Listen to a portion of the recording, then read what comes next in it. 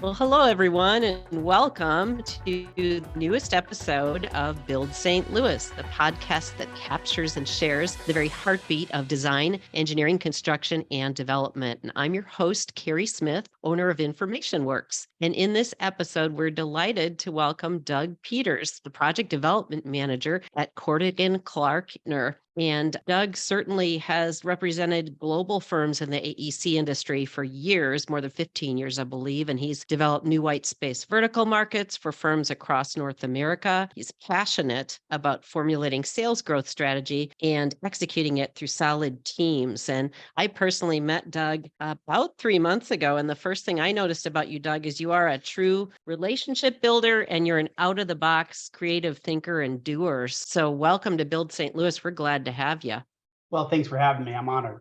Oh, you're welcome. And I'm really excited to dive into the topic. I just redubbed it because I couldn't find my original topic that I told you, but true business development in 2023 in the AEC industry. And we talked a little bit before the show, and I'm looking forward to this. And I know that those who recruit and hire and manage business development people, as well as business development professionals, are going to look forward and learn a lot from the conversation today. So let's dive right in. And I'm just going to start with my memory of whatever the good old days mean to any of us. But I think of business development the last time I did it, which was probably 20 years ago. And it was like do you have enough business cards because you're walking into the convention center for the after hours wine and dine situation and who am I going to shake hands with and all that good stuff. And that may still be a component of business development or may not, but I have a feeling it's morphed through the years and would just love your kind of nostalgic take on maybe what it was 15 years ago, what it seems to be today.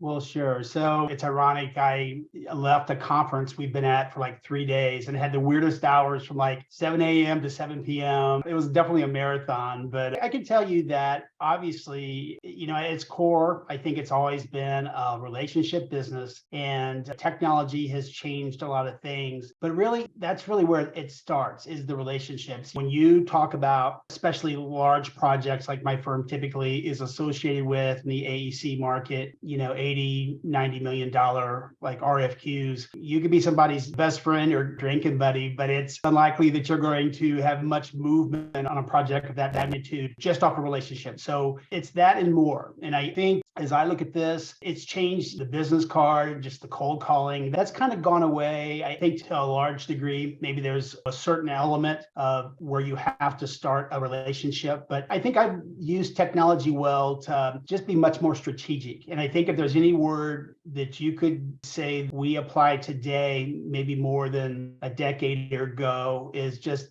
I can be super efficient by doing my research, knowing my client, knowing what their needs are. Everything is out there. And especially in certain sectors, if you look at education, you have people's websites, they have bios, there's public records such as school board meetings and agendas. And so there's a lot of information that's out there through social media, through the internet that maybe wasn't out there before. Now, that makes a lot of sense. And to me, that's the part, I guess, having a journalist background and some investigative journalism in my past. I mean, that's the part that I find, in addition to being extroverted and liking the old school business development, that intel part and probably like the resources that you bring to bear in doing that sound intriguing to me. And when I meant to back up a second, have you just explain Cordogan Clark Ittner and really what specific sector in the AEC you're in for people? Maybe let's take a step back and mention that. Perfect. So most people that have been in the AEC market, especially in St. Louis, would know Ittner. They were a legendary architecture firm dating back to like 124 years. William B. Ittner was largely responsible for the design and development of almost all the St. Louis public schools. So it's really a unique setting for me. I came out of a large national role where I was developing a new vertical for a geotechnical engineering firm that was multinational. And I've never, it's kind of like, I don't know if it's appropriate, but it'd be kind of like you were bringing the good word to the Congo. But now people know that name and it's powerful. So about 5 years ago, Ittner was acquired by Cordon Clark. It's a pretty large Midwest firm out of Aurora. And it's interesting. In our market in St. Louis, probably 90% of what we do is K-12. We've had the honor of working with most school districts over that period of time. But as we get more into the Indiana and Chicago markets, and we actually have an office in downtown Chicago as well, it's more of a municipal market. So we do, a lot of station design. That's actually where my team just came from today, a large national station design, police, fire stations, civic centers. So a lot of that. But the studio of St. Louis is really focused heavily on K-12 and a lot of community college work.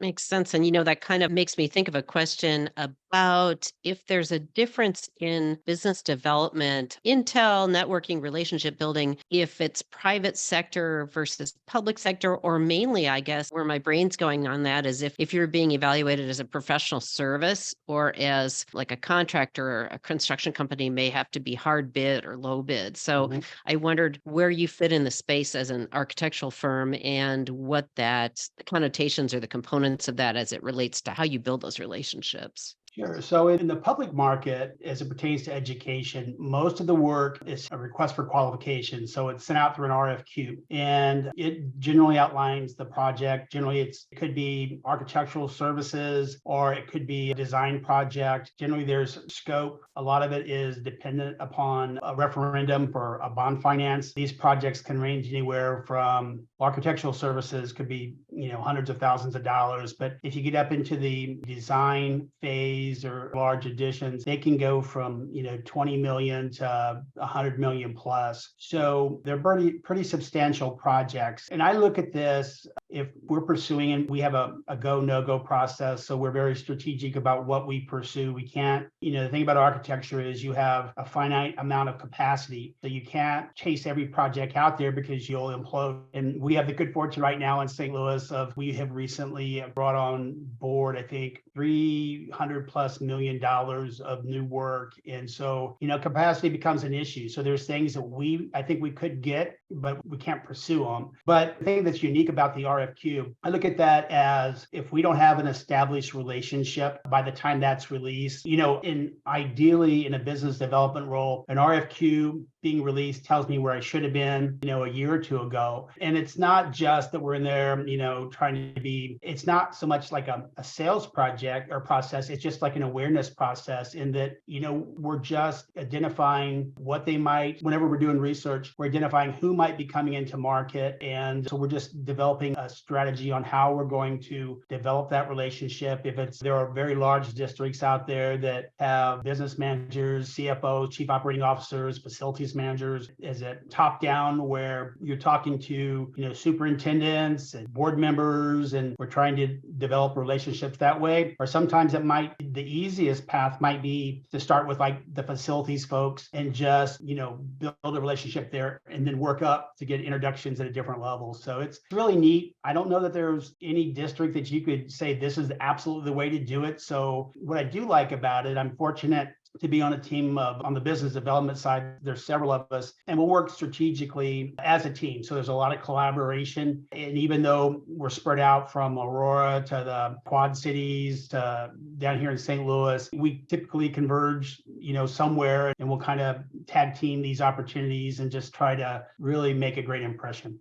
No, that makes a lot of sense. And I really liked how you identified the different, not only strategically in terms of which companies and which organizations you pursue, but whether it's the facilities manager you're building a relationship with or the school board or all of those people. And I wondered if there's also relationship building. I'm not sure, but in the old days, we were building relationships with the engineering firms that tended to be selected, particularly on the private sector stuff where it was professional services rather than low bid, but we were building relationships with them and with the construction managers or the general contractors. And I wondered, it seems like a lot of people you're having to build relationships with, but is that still sort of in play too with your potential project partners? Yeah, absolutely. So we call them teaming partners. And so, a lot of my time is spent. So I say this not arrogantly, but honestly, when you have such a strong reputation and you come from a legacy firm, I had a senior architect tell me, and I hope this doesn't sound wrong, but as if you're the pretty girl at the dance, everybody wants to dance with you or talk to you. And so it makes my job easier to the extent that I constantly have people reaching out to, hey, let's go do breakfast, let's go do lunch. And a lot of those are teaming partners, large general contractors and even smaller ones as well. And a lot of the projects that we pursue, they'll have MBE, so minority requirements. So our teaming strategy, even though we have a very diverse firm in St. Louis, constantly evaluating quality MBE partners or WBE partners. And really, it gives us a lot of flexibility when we put together a team without naming specific clients. Recent wins for us, we might have had 4 or 5 different partners that we went in with. And it gives us a lot of flexibility, but it also brings a lot of expertise. We're not everything to all people, but it expands our capacity and it just gives us a chance to distinguish ourselves because a lot of these partners have those same relationships that we have. So it's really created some powerful synergy as we pursue some of these opportunities.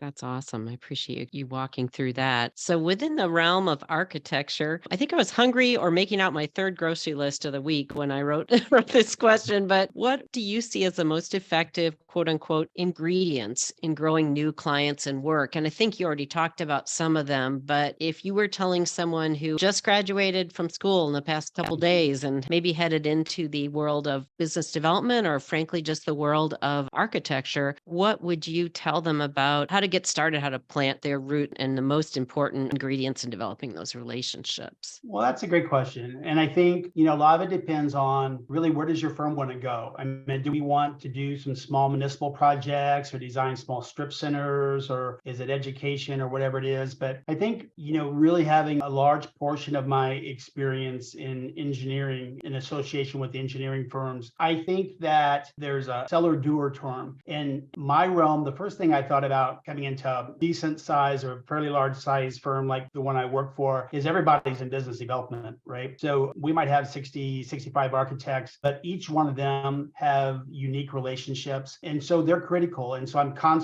interacting with new clients, partners, teaming partners, but internally, I'm really trying to not so much educate, but I'm really telling these folks, hey, these are people you've worked with every day. Let me become a part of that. And they're not threatened by me coming in and messing up their friendships or their relationships. They embrace it because I'm pretty good. It doesn't maybe seem so now, but I'm pretty good at keeping my You mouth are. shut at breakfast. And I think that's one thing there. But I think if I was new coming in, they're probably some of the younger, maybe more senior in my career now, but some of the younger folks, probably super techno savvy. And I think they should embrace that. I think professional profiles, LinkedIn obviously is a no-brainer. I think those are important because of a lot of these folks checking you out. They want to see who they're speaking with. So I think those things are super important. I think, having as high level of professionalism as possible, I think that's incredibly important. But I think one of the things I did that when I first came to my firm was I just wanted them to take me everywhere, whether it was an owner's meeting, some kind of field work. So I built those internal relationships and gained that trust just by going everywhere. And it was nonstop. So I would Sure, I say bet. if I was newer to the business, I would want to hitch my wagon to as many opportunities as possible. Conferences, I don't know, people take them and leave them. I think a lot of it's how you can develop those leads, but I would really just be all in. And I look at it, I have home office, I have an office in downtown in my firm. If I'm sitting at a desk, I'm not doing my job. And to me, me being out, unless it's research or whatever it is,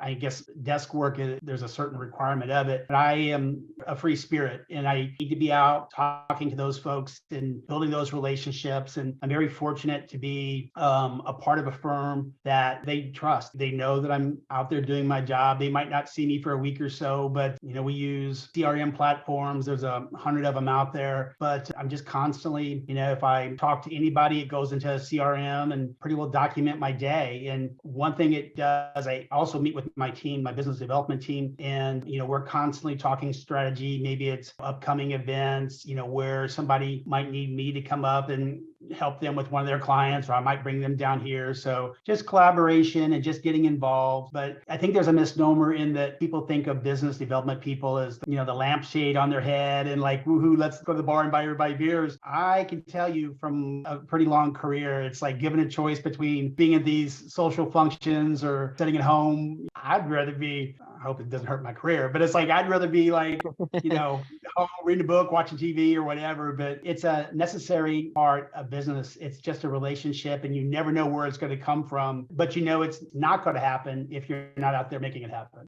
No, you're exactly right. And I know as a journalist, that's been me. Sometimes it's just constantly, no matter what profession you're in, people do business with people they like. And you never know who you meet who's, three levels up from that person. Or, just this podcast, the editing team I found, they're in the Philippines. And I found them through like three different people in the course of writing a story for a different client in a different part of the world. So it was kind of just that, you're kidding me. So this is like, just we're constantly, right? Like you said, adding people to our customer relations Mhm. management platform. And you don't know sometimes, is it a dotted line or dash line or how's it going to connect later? Yeah, that's an interesting part. And I just think that there's a lot of different things that come from that. And I'm very active with my network. I think that's a powerful thing. And I don't burn bridges. I believe strongly in that. But also competition. I have just as many friends that do what I do, for my competitors. And we're constantly talking. And they're not the enemy. I mean, everybody has a job to do. And it's just neat the kind of people you meet out there. Definitely. I really appreciate that you said that about your competitors aren't the enemy because can't we all learn from, if we're open and transparent, we can pick up ideas off of each other and steal the best ones. Yeah, I've said it, and I say jokingly, like, I am the enemy. I am my own. Where I'm not out there doing what I need to do. It's not them that I need to worry about. It's me.